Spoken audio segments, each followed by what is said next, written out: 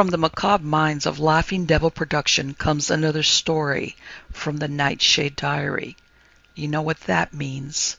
Check under the bed and make sure no one or nothing is there. Is the closet door securely shut? Then leave your disbelief behind, amp up your imagination, and hang on tight for another ride into terror and mystery. And like all good horror stories, just imagine it's a dark and stormy night. And remember, screaming like a little girl is permitted.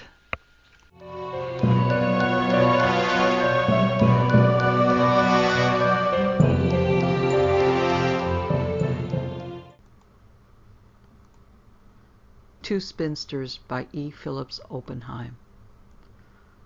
Ernestine Grant was without doubt a very first-class detective. But as a wayfarer across Devonshire byroads with only a map and a compass to help him, he was simply a washout. Even his fat little white dog Flip, sheltered under a couple of rugs after 2 hours of cold, wet, and purposeless journeying, looked at him reproachfully. With an exclamation of something like despair, Grant brought his sobbing automobile to a standstill at the top of one of the wickedest hills a Ford had ever been asked to face, and sat looking around him. In every direction the outlook was the same. There were rolling stretches of common divided by wooded valleys of incredible depths. There was no sign of agricultural land, no sign of the working of any human being upon the endless acres, and not a single vehicle had Grant passed upon the way. There were no signposts, no villages, no shelter of any sort. The one thing that abounded was rain and mist. Grey wreaths of it hung over the commons, making them seem like falling fragments of cloud. Blotted out the horizon, hung over every hopeful break in the distance, an encircling, enveloping obscurity. Then, vying with the mists and wetness, came the first level rain which had seemed beautiful early in the afternoon, slanting from the heavens onto the mountainside, but which had long ago lost all pretense to being anything but damnably offensive, chilling, miserably wet. Flip, whose nose only now appeared uncovered, sniffed disgustedly, and Grant, as he lit a pipe, cursed slowly but fluently under his breath. What a country! Miles of byways without a single direction post, endless stretches without a glimpse of a farmhouse or village, and the map! Grant solemnly cursed the man who had ordained it, the printer who had packaged it, and the shop where he had bought it. When he had finished, Flip ventured upon a gentle bark of approval. Somewhere or other, Grant muttered to himself, should lie the village of Nid. The last signpost in this blasted region indicated 6 miles to Nid. Since then we have travelled at least 12. There has been no turning to the left or to the right, and the village of Nid is as though it had never been. His eyes pierced the gathering darkness ahead. Through a slight uplifting in the clouds it seemed to him that he could see for miles, and nowhere was there any sign of village or of human habitation. He thought of the road along which they had come. The idea of retracing it made him shiver. It was at that moment, when bending forward to watch the steam from his boiling radiator, that he saw away on the left a feebly flickering light. Instantly he was out of the car. He scrambled onto the stone wall and looked eagerly in the direction from which he had seen it. There was without doubt a light. Around the light must be a house. His eyes could even trace the rough track that led to it. He climbed back to his place, thrust in his clutch, drove for about 40 yards, and then paused at a gate. The track on the other side was terrible, but then so was the road. He opened it and drove through, bending over his task now with every sense absorbed. Apparently traffic here, if traffic existed at all, consisted only of an occasional farm wagon of the kind he was beginning to know all about. Springless, with holes in the boarded floor, and with great slowly turning wheels. Nevertheless, he made progress, passed to his joy a semi-cultivated field, through another gate, up, it seemed suddenly into the clouds, and down a fantastic corkscrew way, until at last the light faced him directly ahead. He passed a deserted garden, and pulled up before a broken-down iron gate, which he had to get out of the car to open. He punctuously closed it after him, traversed a few yards of grass-grown soggy ground, and finally reached the door of what might once have been a very tolerable farmhouse, but which appeared now, notwithstanding the flickering light, burning upstairs, to be one of the most melancholy edifices the mind of man could conceive. With scant anticipation in the way of a welcome, but with immense relief at the thought of a roof, Grant descended and knocked upon the oak door. Inside, he could hear almost at once the sound of a match being struck. The light of a candle shone through the blindless windows of a room to his left. There were footsteps in the hall, and the door was opened. Grant found himself confronted by a woman who held the candle so high that it half illumined, half shadowed her features. There was a certain stateliness, however, about her figure, which he realized even in those first few seconds at the door. "What do you want?" she asked. Grant, as he removed his hat, fancied that the answer was sufficiently obvious. Rain streamed from every single of his bemackintoshed body. His face was pinched with the cold. "I'm a traveler who has lost his way," he explained. "For hours I have been trying to find a village and inn. Yours is the first human habitation I have seen. Can you give me a night's shelter?" "Is there anyone with you?" the woman inquired. "I am alone," he replied, "except for my little dog," he added, as he heard Phillips' hopeful yap. The woman considered. "You had better drive your car into the shed on the left-hand side of the house," she said. "Afterward come in. We will do what we can for you. It is not much." "I am very grateful, madam," Grant declared in all sincerity. He found the shed, which was occupied only by 2 farm carts, in an incredible state of decay. Afterward he released Philip and returned to the front door, which had been left open. Guided by the sound of crackling logs, he found his way to a huge stone kitchen. In a high-backed chair in front of the fire, seated with her hands upon her knees, but gazing eagerly toward the door, as though watching for his coming, was another woman, also tall, approaching middle age perhaps, but still of striking presence and fine features. The woman who had admitted him was bending over the fire. He looked from one to the other in amazement. They were fearfully and wonderfully alike. "It is very kind of you ladies to give us shelter," he began. "Flip, behave yourself. Flip!" A huge sheep-dog had occupied the space in front of the fire. Flip, without a moment's hesitation, had run toward him, yapping fiercely. The dog, with an air of mild surprise, rose to his feet and looked inquiringly downward. Flip insinuated herself into the vacant place, stretched herself out with an air of contentment, and closed her eyes. "I must apologize for my little dog," Grant continued. "She is very cold." The sheep-dog retreated a few yards and sat on his haunches, considering the matter. Meanwhile the woman who had opened the door produced a cup and saucer from a cupboard, a loaf of bread, and a small side of bacon, from which she cut some slices. "Draw your chair to the fire," she invited. "We have very little to offer you, but I will prepare something to eat." "You are good Samaritans indeed," Grant declared fervently. He seated himself opposite the woman, who, as yet, had scarcely spoken or removed her eyes from his. The likeness between the two was an amazing thing, as was also their silence. They wore similar clothes, heavy, voluminous clothes. They seemed to him, and their hair, brown and slightly besprinkled with gray, was arranged in precisely the same fashion. Their clothes belonged to another world, as did also their speech and manners. Yet there was a curious but unmistakable distinction about them both. "As a matter of curiosity," Grant asked, "how far am I from the village of Nid?" "Not far," the woman, who was sitting motionless opposite him, answered. "To anyone knowing the way, near enough. Strangers are foolish to trust themselves to these roads. Many people are lost who try." "Yours is a lonely homestead," he remarked. "We were born here," the woman answered. "Neither my sister nor I have felt the desire for travel." The bacon began to sizzle. Flip opened one eye, licked her mouth, and sat up. In a few minutes the meal was ready. A high-backed oak chair was placed at the end of the table.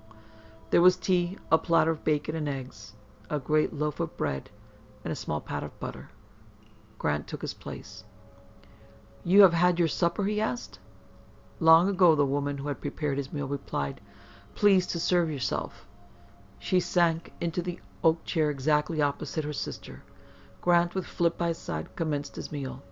Neither had tasted food for many hours, and for them, both were happily oblivious to anything except the immediate surroundings. Presently, however, as he poured out his second cup of tea, Grant glanced towards his hostesses. They had moved their chairs slightly away from the fire, and were both watching him without curiosity, yet with a certain puzzling intentness. It occurred to him then for the first time that, although both had in turn addressed him, neither had addressed the other. "I can't tell you how good this tastes," Grant said presently. "I'm afraid I must seem awfully greedy." "You have been for some time without food, perhaps?" one of them said. "Since 12:30. Are you traveling for pleasure?" "I thought so before today," he answered, with a smile to which there was no response. The woman who had admitted him moved her chair an inch or two nearer to his. He noticed with some curiosity that immediately she had done so her sister did the same thing. "What is your name?" "Ernestine Grant," he replied. "May I know whom I have to thank for this hospitality?" "My name is Matilda Crask," the first one answered. "And mine is Annabel Crask," the other echoed. "And you live here alone?" he asked. "We live here entirely alone," Matilda answered. "It is our pleasure." Grant was more than ever puzzled. Their speech was subject to the usual Devonshire intonation and soft slurring of the vowels, but otherwise it was almost curiously correct. The idea of their living alone in such a desolate place, however, seemed incredible. "You farm here, perhaps?" he persisted. "You have labourers' cottages, or someone close at hand?" Matilda shook her head. "The nearest hovel," she confided, "is 3 miles distant. We have ceased to occupy ourselves to the land. We have 5 cows. They give us no trouble, and some fowls." "It is a lonely life," he murmured. "We do not find it so," Annabel said stiffly. He turned his chair toward them. Philip, with a little gurgle of satisfaction, sprang onto his knee. "Where do you do your marketing?" he asked. "A carrier from Exford," Matilda told him, "calls every Saturday. Our wants are simple." The large room, singularly empty of furniture, as he noticed, looking around, was full of shadowy places, lit only by the single oil lamp. The 2 women themselves were only dimly visible, yet every now and then in the flickering firelight he caught a clearer glimpse of them. They were so uncannily alike that they might as well be twins. He found himself speculating as to their history. They must once have been very beautiful. "I wonder whether it will be possible," he asked, after a somewhat prolonged pause, "to encroach further upon your hospitality and beg for a sofa or a bed for the night. Any place will do," he added hastily. Matilda rose at once to her feet. She took another candle from the mantelpiece and lit it. "I will show you," she said, "where you may sleep." For a moment Grant was startled. He had happened to glance toward Annabel and was amazed at a sudden curious expression, an expression almost of malice in her face. He stooped to bring her into the little halo of lamplight more completely and stared at her incredulously. The expression, if ever it had been there, had vanished. She was simply looking at him patiently with something in her face which he failed utterly to understand. "If you will follow me," Matilda invited. Grant rose to his feet. Philip turned around with a final challenging bark to the huge sheepdog, who had accepted a position remote from the fire, and failing to elicit any satisfactory response, trotted after her master. They passed into a well-shaped but almost empty hall, up a broad flight of oak stairs to the first landing. Outside the room from which Grant had seen the candlelight, she paused for a moment and listened. "You have another guest?" he inquired. "Annabel has a guest," she replied. "You are mine. Follow me, please." She led the way to a bedchamber in which was a huge 4-poster and little else. She set the candle upon a table and turned down a sort of crazy quilt that covered the bedclothes. She felt the sheets and nodded approvingly. Grant found himself unconsciously following her example. To his surprise, they were warm. She pointed to a great brass bed warmer with a long handle at the further end of the room, from which a little smoke was still curling upward. "You were expecting someone tonight?" he asked curiously. "We are always prepared," she answered. She left the room, apparently forgetting to wish him good night. He called out pleasantly after her, but she descended the stairs. Then again there was silence. Silence down below, silence in the part of the house where he was. Flip, who was sniffing around the room at him, showed signs of excitement, at times growled. Grant, opening the window, discovered a cigarette. "Don't know that I blame you, old girl," he said. "It's a queer place." Outside there was nothing to be seen and little to be heard, save the roaring of a water torrent close at hand and the patter of rain. He suddenly remembered his bag, and leaving the door of his room open, descended the stairs. In the great stone kitchen the two women were seated exactly as they had been during his first meal with them. They both looked at him, but neither spoke. "If you don't mind," he explained, "I want to fetch my bag from the car." Matilda, the woman who had admitted him, nodded acquiescence. He passed out into the darkness, stumbled his way to the shed, and unstrapped his bag. Just as he was turning away, he thrust his hand into the tool shed and drew out a flashlight, which he slipped into his pocket. When he re-entered the house, the two women were still seated in their chairs and still silent. "A terrible night," he remarked. "I can't tell you how thankful I am to you for so hospitably giving me shelter."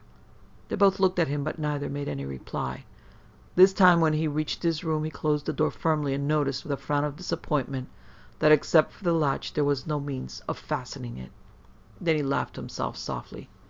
He, the famous captor of Ned Bullivant, the victor in a score of scraps with desperate men, was suddenly nervous in this lonely farmhouse inhabited by a couple of strange women. "Time I took a holiday," he muttered to himself. "We don't understand nerves, do we, Flip?" he added. Flip opened one eye and growled. Grant was puzzled. "Something around here she doesn't like," he ruminated.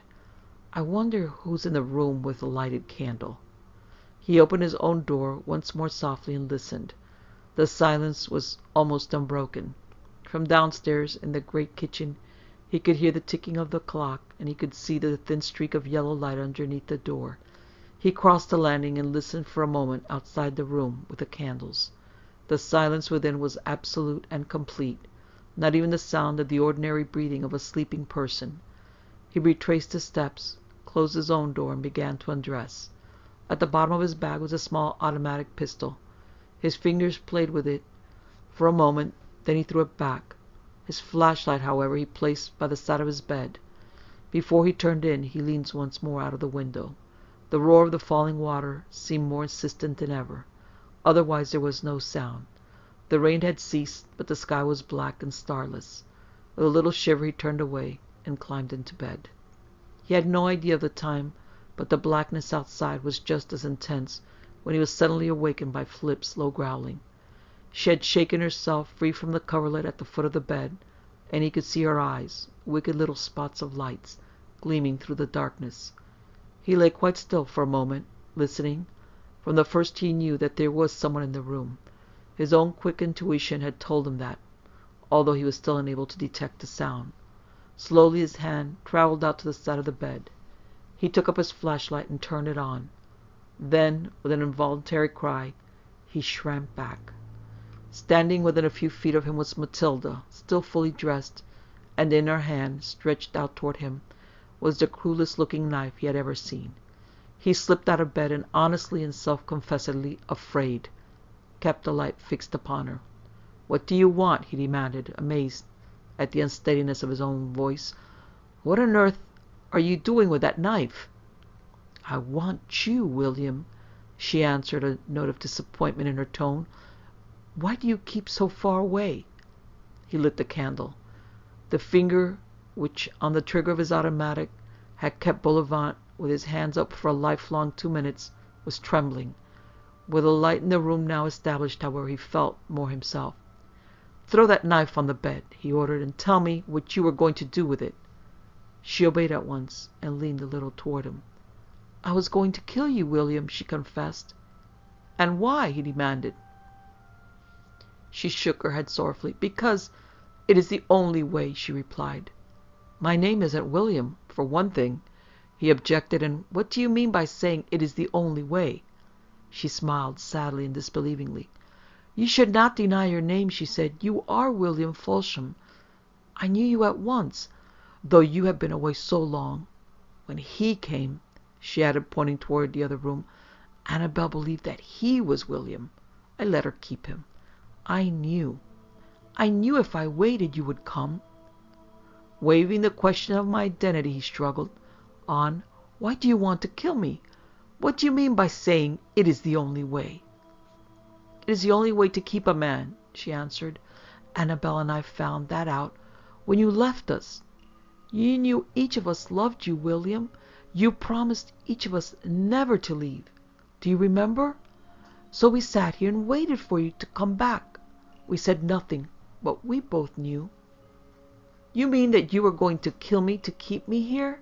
He persisted. She looked back toward the knife lovingly. That isn't killing, she said. Don't you see? You could never go away. You would be here with us always. He began to understand, and a horrible idea stole into his brain. What about the man she thought was William? He asked. You shall see him if you like, she answered eagerly. You shall see how peaceful and happy he is. Perhaps you will be sorry then that you woke up. Come with me. He possessed himself of the knife and followed her out of the room and across the landing. Underneath the door he could see the little chink of light, the light that had been his beacon from the road. She opened the door softly and held the candle over her head. Stretched upon another huge four-poster bed was the figure of a man with a ragged, untidy beard. His face was as pale as the sheet, and Grant knew from the first glance that he was dead. By his side, seated stiffly in a high-backed chair, was Annabel. She raised her finger and frowned as they entered. She looked across at Grant. Step quietly, she whispered. William is asleep. Just as the first gleam of dawn was forcing a finger of light through the sullen bank of clouds, a distraught and disheveled-looking man, followed by a small, fat white dog, stumbled into the village of Nid, gasped with relief at the sight of the brass plate upon a door, and pulled a bell for all he was worth. Presently a window was opened and a man's shaggy head thrust out. Steady there, he expostulated. What's the trouble with you, anyway? I've spent a part of the night in a farmhouse a few miles from here, he shouted. There's a dead man there and 2 mad women, and my car's broken down. A dead man? The doctor repeated. I've seen him. My car's broken down in the road, or I should have been here before. I'll be with you in 5 minutes, the doctor promised. Presently the 2 men were seated in the doctor's car on their way back to the farm. It was light now, with signs of clearing, and in a short time they drew up in front of the farmhouse. There was no answer to their knock. The doctor turned the handle of the door and opened it. They entered the kitchen. The fire was out, but each in her high-backed chair, Matilda and Annabel were seated, facing one another, speechless, yet with wide-open eyes. They both turned their heads as the 2 men entered. Annabel nodded with satisfaction. It is the doctor, she said. Doctor, I am glad that you have come. You know, of course, that William is back. He came for me. He is lying upstairs, but I cannot wake him. I sit with him and hold his hand, and I speak to him, but he says nothing. He sleeps so soundly. Will you wake him for me, please? I will show you where he lies. She led the way from the room, and the doctor followed her. Matilda listened to their footsteps. Then she turned to Grant, with that strange smile once more upon her lips. Annabel and I do not speak, she explained. We quarreled just after you went away. We have not spoken for so many years that I forget how long it is. I should like someone to tell her, though, that the man who lies upstairs is not William. I should like someone to make her realize that you are William, and that you have come back for me. Sit down, William. Presently, when the doctor has gone, I will build the fire and make you some tea. Grant sat down, and again he felt his trembling. The woman looked at him kindly. You have been gone a long time, she continued. I should have known you anywhere, though. It is strange that Annabel does not recognize you. Sometimes I think we have lived together so long here that she may have lost her memory. I'm glad you fetched the doctor, William. Now Annabel will know her mistake. There was a sound of footsteps descending the stairs. The doctor entered. He took Grant by the arm and led him to one side. You are quite right, he said gravely. The man upstairs is a poor traveling tinker who has been missing for over a week. I should think that he has been dead at least 4 days. One of us must stay here while the other goes to the police station. Grant caught feverishly at his hat. I will go for the police, he said. The Way Up to Heaven by Roald Dahl. All her life, Mrs. Foster had had an almost pathological fear of missing a train, a plane, a boat, or even a theater curtain. In other respects, she was not a particularly nervous woman, but the mere thought of being late on occasions like these would throw her into such a state of nerves that she would begin to twitch. It was nothing much, just a tiny relocating muscle in the corner of the left eye, like a secret wink, but the annoying thing was that it refused to disappear until an hour or so after the train or plane or whatever it was had been safely caught. It is really extraordinary how in certain people a simple apprehension about a thing like catching a train can grow into a serious obsession. At least half an hour before it was time to leave the house for the station, Mrs. Foster would step out of the elevator all ready to go, with hat and coat and gloves, and then, being quite unable to sit down, she would flutter and fidget from one room to the other until her husband, who must have been well aware of her state, finally emerged from his privacy and suggested in a cool, dry voice that perhaps they had better get going now, had they not? Mr. Foster may possibly have had a right to be irritated by this foolishness of his wife, but he could have had no excuse for increasing her misery by keeping her waiting unnecessarily. Mind you, it is by no means certain that this is what he did, yet, whenever they were to go somewhere, his timing was so accurate, just a minute or two late, you understand, and his manner so bland that it was hard to believe he wasn't purposely inflicting a nasty private little torture of his own on the unhappy lady. And one thing he must have known, that she would never dare to call out and tell him to hurry. He had disciplined her too well for that. He must have also known that if he was prepared to wait even beyond the last moment of safety, he could drive her nearly into hysterics. On one or two special occasions in the later years of their married life, it seemed almost as though he had wanted to miss the train simply in order to intensify the poor woman's suffering. Assuming, though one cannot be sure, that the husband was guilty, what made his attitude doubly unreasonable was the fact that, with the exception of this one small, irrepressible foible, Mrs. Foster was and always had been a good and loving wife. For over 30 years she had served him loyally and well. There was no doubt about this. Even she, a very modest woman, was aware of it, and although she had for years refused to let herself believe that Mr. Foster would ever consciously torment her, there had been times recently when she had caught herself beginning to wonder. Mr. Eugene Foster, who was nearly 70 years old, lived with his wife in a large 6-story house in New York City on East 62nd Street, and they had 4 servants. It was a gloomy place, and few people came to visit them. But on this particular morning in January, the house had come alive, and there was a great deal of bustling about. One maid was distributing bundles of dust sheets to every room, while another was draping them over the furniture. The butler was bringing down suitcases and putting them in the hall. The cook kept popping up from the kitchen to have a word with the butler, and Mrs. Foster herself, in an old-fashioned fur coat and with a black hat on top of her head, was flying from room to room and pretending to supervise these operations. Actually, she was thinking of nothing at all except that she was going to miss her plane if her husband didn't come out of his study soon and get ready. "What time is it, Walker?" she said to the butler as she passed him. "It's 10 minutes past 9, madam." "And has the car come?" "Yes, madam, it's waiting. I'm just going to put the luggage in now." "It takes an hour to get to Idlewild," she said. "My plane leaves at 11. I have to be there half an hour beforehand for the formalities. I shall be late. I just know I'm going to be late." "I think you have plenty of time, madam," the butler said kindly. "I warned Mr. Foster that you must leave at 9:15. There's still another 5 minutes."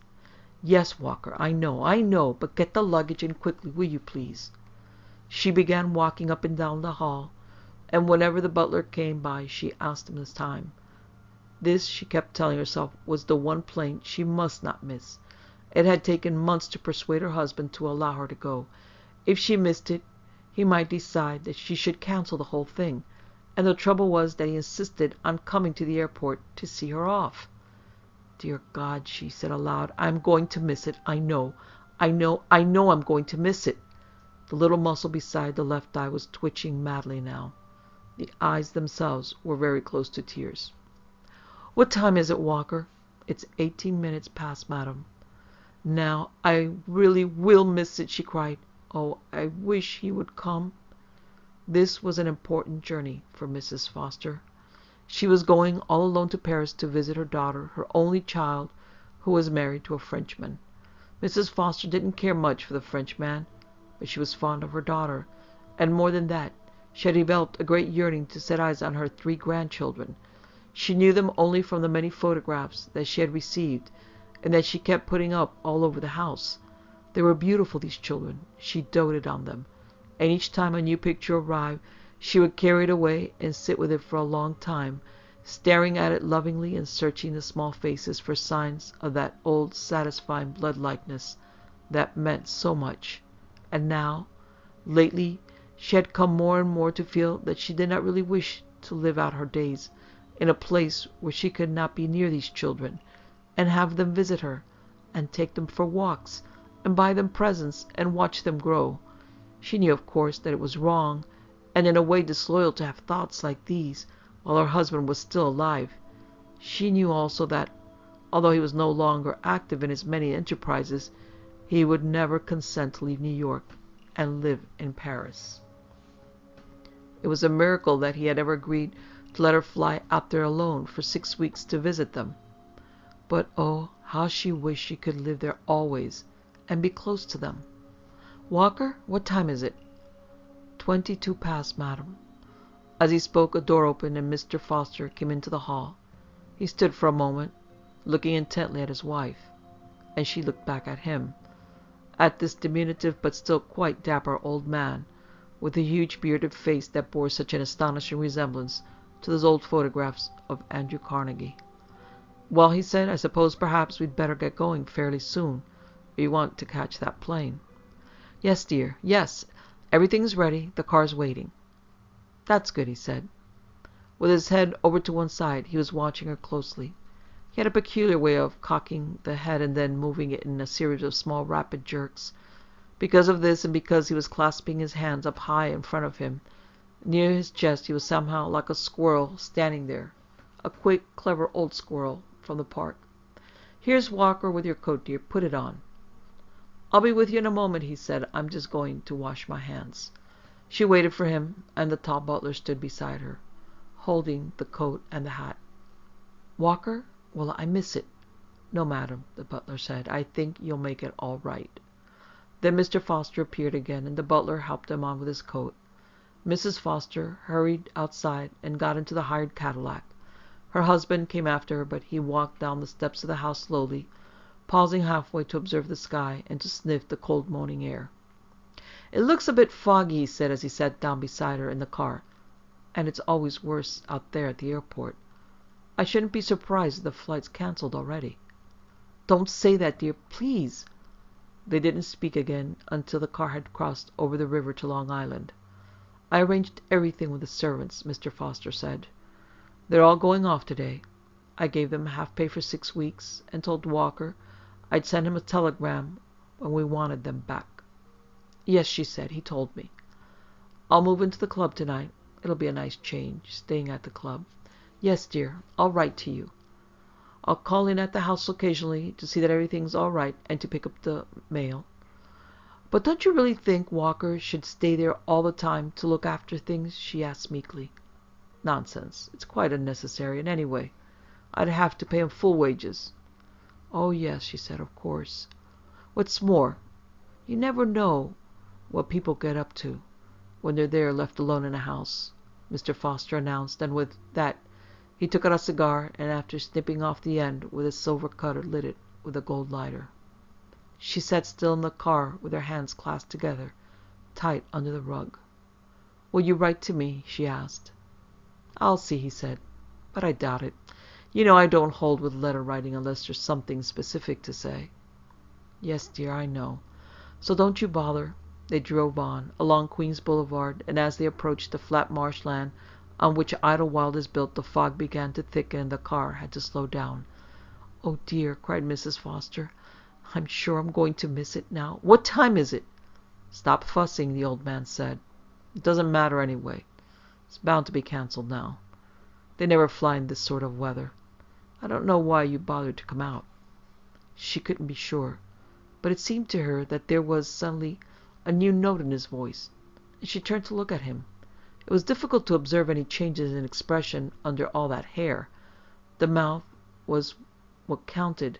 She wished, as she had so often before, that she could see the mouth clearly. The eyes never showed anything except when he was in a rage.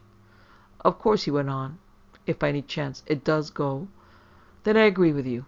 You'll be certain to miss it now. Why don't you resign yourself to that? She turned away and peered through the window at the fog. It seemed to be getting thicker as they went along, and now she could only just make out the edge of the road and the margin of grassland beyond. She knew that her husband was still looking at her. She glanced at him again, and this time she noticed, with a kind of horror, that he was staring intently at the little place in the corner of her left eye, where she could feel the muscle twitching. "Won't you?" he said. "Won't I what?" "Be sure to miss it now if it goes. You can't drive fast in this muck." He didn't speak to her any more after that. The car crawled on and on. The driver had a yellow lamp directed onto the edge of the road, and this helped him to keep going.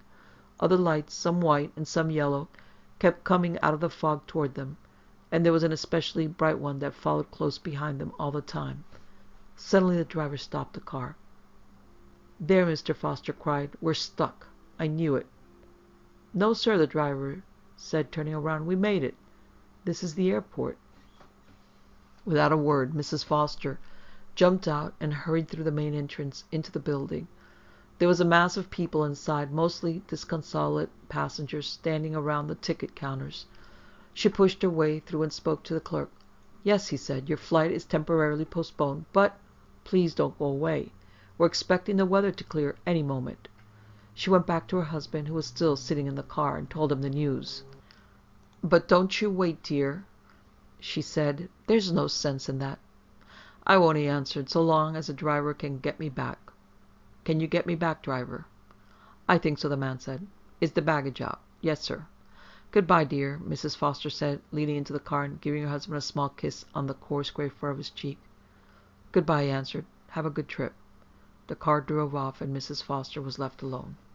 The rest of the day was a sort of nightmare for her. She sat for hour after hour on a bench, as close to the airline counter as possible, and every 30 minutes or so she would get up and ask the clerk if the situation had changed. She always received the same reply, that she must continue to wait because the fog might blow away at any moment. It wasn't until after 6 in the evening that the loudspeakers finally announced that the flight had been postponed until 11 o'clock the next morning. Mrs. Foster didn't quite know what to do when she heard this news. She could stay sitting on the bench the whole night through. That would be the safest, but she was already exhausted, and it didn't take her long to realize that this was a ridiculous thing for an elderly lady to do. So in the end she went to a phone and called the house. Her husband, who was on the point of leaving for the club, answered it himself. She told him the news and asked whether the servants were still there. "They've all gone," he said. "In that case, dear, I'll just get myself a room somewhere for the night, and don't you bother yourself about it at all." "That would be foolish," he said. "You've got a large house here at your disposal. Use it." "But, dear, it's empty." "Then I'll stay with you myself." "There's no food in the house. There's nothing." "Then eat before you come in. Don't be so stupid, woman. Everything you do, you seem to want to make a fuss about it." "Yes," she said. "I'm sorry. I got myself a sandwich here, and then I'll come on in." Outside the fog had cleared a little, but it was still a long, slow drive in the taxi, and she didn't drive back at the house on the 62nd Street until fairly late. Her husband emerged from his study when he heard her coming in. "Well," he said, standing by the study door, "how is Paris?" "We leave at 11 in the morning," she answered. "It's definite." "You mean if the fog clears?" "It's clearing now. There's a wind coming up."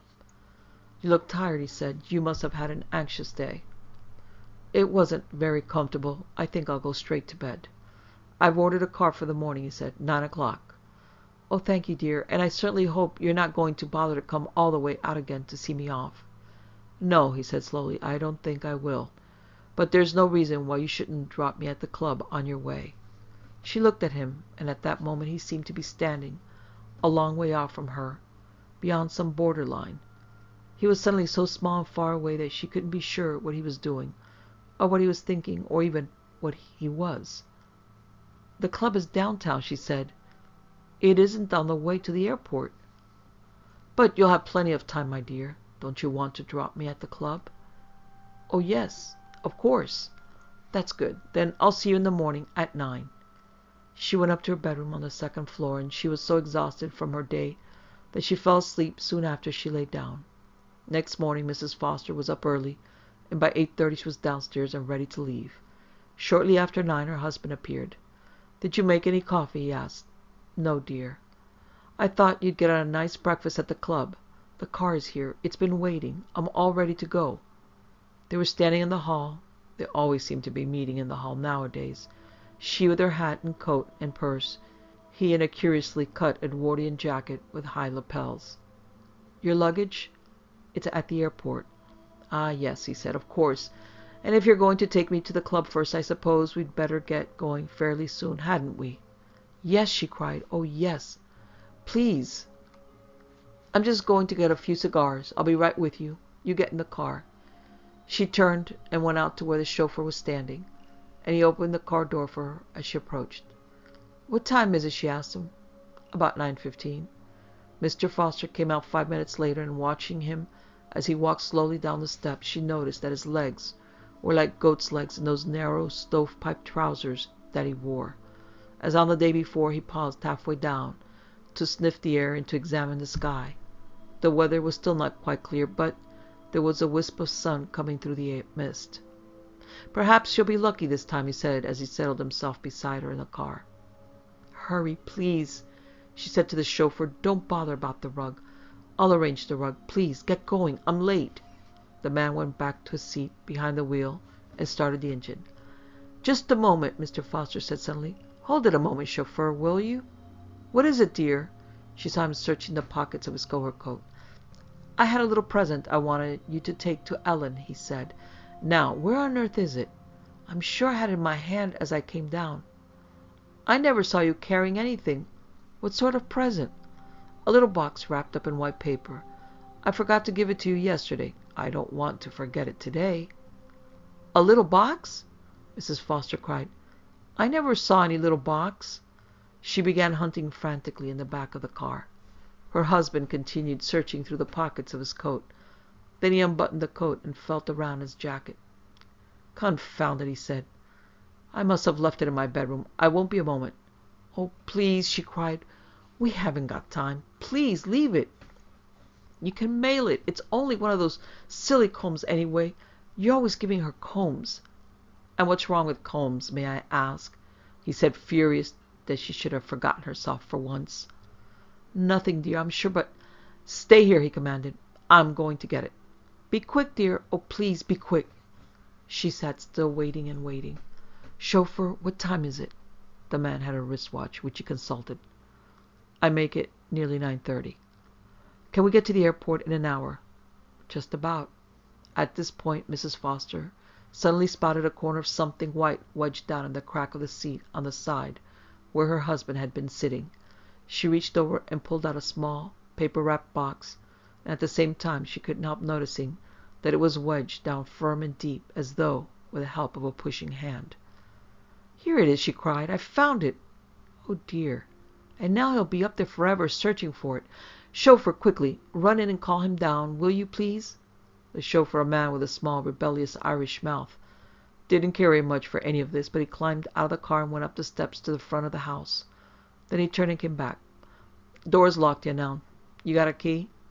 "Yes. Wait a minute." She began hunting madly in her purse. The little face was screwed up tight with anxiety, the lips pushed outward like a spout. "Here it is. No, I'll go myself. It'll be quicker. I know where he'll be."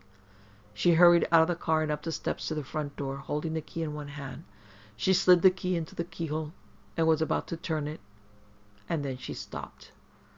Her head came up, and she stood there absolutely motionless, her whole body arrested right in the middle of all this hurry to turn the key and get into the house. And she waited. 5, 6, 7, 8, 9, 10 seconds. She waited. The way she was standing there, with her head in the air, so tense it seemed as though she were listening for the repetition of some sound that she had heard a moment before from a place far away inside the house. Yes, quite obviously she was listening. Her whole attitude was a listening one. She appeared actually to be moving one of her ears closer and closer to the door. Now it was right up against the door, and for still another few seconds she remained in that position, head up, ear to door, hand on key, about to enter but not entering, trying instead, or so it seemed to hear and to analyze these sounds that were coming fairly from this place deep within the house. Then all at once she sprang to life again. She withdrew the key from the door and came running back down the steps. "It's too late," she cried to the chauffeur. "I can't wait for him. I simply can't. I'll miss the plane. Hurry now, driver, hurry. To the airport." The chauffeur, had he been watching her closely, might have noticed that her face had turned absolutely white and that the whole expression had suddenly altered. There was no longer that rather soft and silly look. A peculiar hardness had settled itself upon the features. The little mouth, usually so flabby, was now tight and thin. The eyes were bright, and the voice, when she spoke, carried a new note of authority. "Hurry, driver, hurry!" "Isn't your husband traveling with you?" the man asked, astonished. "Certainly not. I was only going to drop him at the club. It won't matter. He'll understand. He'll get a cab. Don't sit there talking, man. Get going. I've got a plane to catch for Paris." With Mrs. Foster urging him from the back seat, the man drove fast all the way, and she caught her plane with a few minutes to spare. Soon she was high up over the Atlantic, reclining comfortably in her airplane chair, listening to the hum of the motors, heading for Paris at last. The new mood was still with her. She felt remarkably strong and in a queer sort of way wonderful. She was a trifle breathless with it all, but this was more than pure astonishment at what she had done than anything else. And as the plane flew further and further away from New York and East 62nd Street, a great sense of calmness began to settle upon her. By the time she reached Paris she was just as strong and cool and calm as she could wish. She met her grandchildren, and they were even more beautiful in the flesh than in their photographs. They were like angels, she told herself, so beautiful they were, and every day she took them for walks and fed them cakes and bought them presents and told them charming stories. Once a week on Tuesday she wrote a letter to her husband, a nice chatty letter, full of news and gossip, which always ended with the words, "Now be sure to take your meals regularly, dear, although this is something I'm afraid you may not be doing when I'm not with you." When the 6 weeks were up, everybody was sad that she had to return to America, to her husband. Everybody, that is, except her. Surprisingly, she didn't seem to mind as much as one might have expected, and when she kissed them all good-bye there was something in her manner and in the things she said that appeared to hint at the possibility of a return in the not-too-distant future. However, like the faithful wife she was, she did not overstay her time. Exactly 6 weeks after she had arrived, she sent a cable to her husband and caught the plane back to New York. Arriving at Idlewild, Mrs. Foster was interested to observe that there was no car to meet her. It is possible that she might even been a little amused, but she was extremely calm and did not overtip the porter who helped her into a taxi with her baggage. New York was colder than Paris, and there were lumps of dirty snow lying in the gutters of the streets. The taxi drew up before the house on 62nd Street, and Mrs. Foster persuaded the driver to carry her 2 large cases to the top of the steps. Then she paid him off and rang the bell. She waited, but there was no answer. Just to make sure, she rang again, and she could hear it tinkling shrilly far away in the pantry at the back of the house, but still no one came. So she took out her own key and opened the door herself. The first thing she saw as she entered was a great pile of mail lying on the floor where it had fallen after being slipped through the letter box. The place was dark and cold. A dust sheet was still draped over the grandfather clock. In spite of the cold, the atmosphere was peculiarly oppressive, and there was a faint and curious odor in the air that she had never smelled before.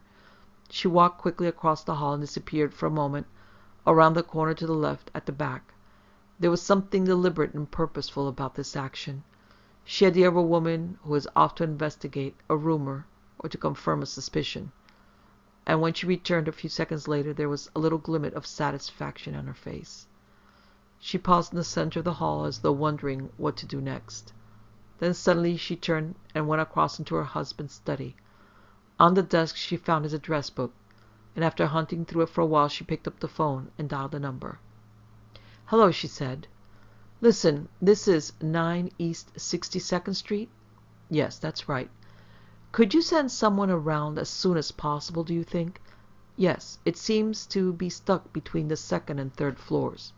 At least, that's where the indicator's pointing. Right away? Oh, that's very kind of you.